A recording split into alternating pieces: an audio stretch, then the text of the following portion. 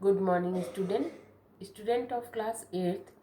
बच्चों, आज संस्कृत में हम सुभाषितानि नामक पाठ का अगला श्लोक पढ़ेंगे। कल हमने 3 श्लोकों को पढ़ा था। आज हम उसके आगे के श्लोकों को पढ़ेंगे। पीत्वा रसम तु कटुकम मधुरम समानम माधुर्यमेव जनयेन्य मधुमक्षिकासौ संतस्थैव समसज्जनम दुर्जनानाम श्रुत्वा वच मधुर सूक्त रसम सृजन्ति।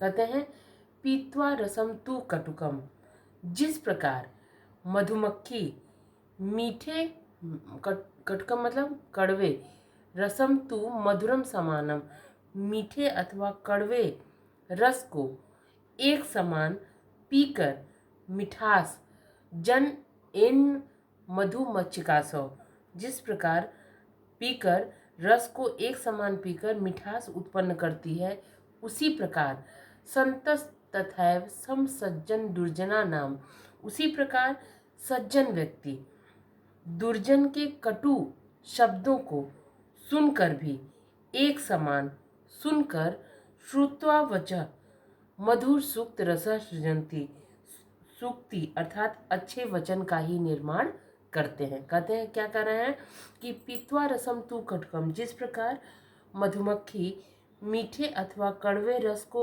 एक समान पीकर मिठास ही उत्पन्न करती है, उसी प्रकार समसज्जन दुर्जना नाम, उसी प्रकार सज्जन व्यक्ति दुर्जन के कटु शब्द को एक समान सुनकर भी अच्छे वचन का ही निर्माण करते हैं। ठीक। विहाय पौरुषम यो हि दैवमेवावलंबते प्रासाद सिंहवत तस्य मूर्धिन्नः तिष्ठन्ति वायसा।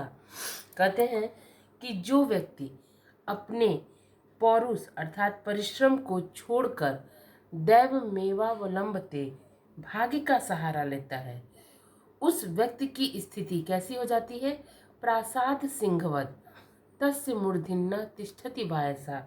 उस व्यक्ति की स्थिति महलों में बने हुए उस शेर की तरह हो जाती है, जिसके सिर पर तिष्ठन्ति मतलब बैठते हैं, जिसके सिर पर वायसा कौवे बैठते हैं। क्या कह रहे हैं कि जो व्यक्ति अपने पौरुष अर्थात परिश्रम को छोड़कर सिर्फ दैवमेवावलंबते भाग्य का सहारा लेता है, उस व्यक्ति की स्थिति प्रासाद, प्रासाद मतलब महलों, प्रासाद महलों में बने हुए उस शेर की तरह हो जाती है, जिसके सिर पर कौवे बैठते हैं। अगला श्लोक। पुष्प पत्र फलच्छाया मूल वल्कम दारुभि धन्या मही रूहा एसाम विमुखम यान्ति नार्थिनः। कहते हैं कि फूल, पुष्प, फूल, पत्ते, फल, छाया, जड़, छाल, लकड़ी आदि से युक्त पेड़ धन्य है। मही रूहा एसाम विमुखम यान्ति नार्थिनः। कहते हैं जिसके कारण याचक अर्थात मांगने वाले कभी भी उनसे निराश नहीं होते। अर्थात पेड़ों के पास मही रूहा एसाम विमुखम नान्ति नार्थिनः, अर्थात पेड़ों के पास देने के लिए बहुत कुछ है, वे कभी भी याचक को खाली हाथ नहीं लौटाते हैं। क्या कर रहे हैं कि फूल, पत्ते, फल, छाया, जड़, छाल, लकड़ी आदि से युक्त पेड़ जो है क्या है?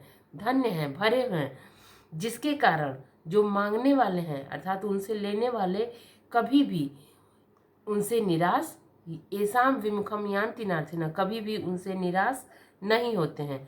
अर्थात क्या है? पेड़ों के पास देने के लिए बहुत कुछ है, वे कभी भी याचक को खाली हाथ नहीं लौटाते हैं। अंतिम श्लोक देखिए। चिंतनीया ही विपदाम आदा वेव प्रतिक्रिया न कूप खन्नम युक्तम प्रदीप्ते वहिना गृहे। कहते हैं कि विपत्ति के आने पर, चिंतनीय मतलब विपत्ति के पहले ही, विपदाम उसका समाधान ढूंढ लेना चाहिए। विपत्ति आने के बाद न कूप खननम, विपत्ति आने के बाद उसका समाधान ढूंढना उसी प्रकार अनुचित है जैसे घर में आग लगने के बाद कुआं खोदना। क्या है कि विपत्ति के पहले ही चिंतनीया ही विपदाम, विपत्ति के पहले ही उसका समाधान ढूंढ लेना चाहिए। विपत्ति आने के बाद उसका समाधान ढूंढना आदा देव प्रतिक्रिया उसी प्रकार अनुचित है जैसे घर में आग लगने के बाद कुआं खोदना। ठीक, तो आज हमने सुभाषितानी के इन 4 श्लोकों का अध्ययन किया। अब कल हम इसका अभ्यास कार्य करेंगे और आप सबसे पहले सुभाषितानी नामक पाठ के श्लोक को लिखकर उसके शब्दार्थ को पूरा करेंगे। धन्यवाद।